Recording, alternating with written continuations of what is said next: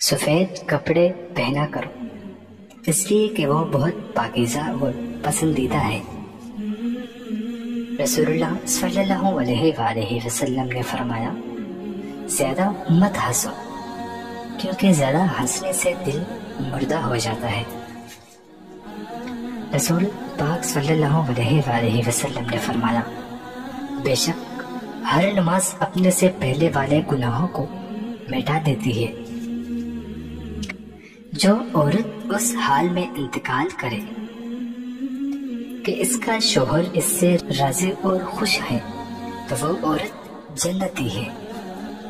جو شخص قرضدار کو محنت دے یا قرض معاف کر دے تو اللہ تعالیٰ اس کو قیامت کے دن کی سختیوں سے محفوظ رکھے گا۔